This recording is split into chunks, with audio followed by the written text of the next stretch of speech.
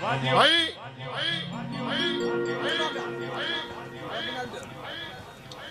રાખવું હતું બાર ઓડિટારે કે પબ્લિક તો મળી છે પણ આ ભાઈની ભાવના બી મારા ઉમરે જ ના ઉતરે મારી નાથ હે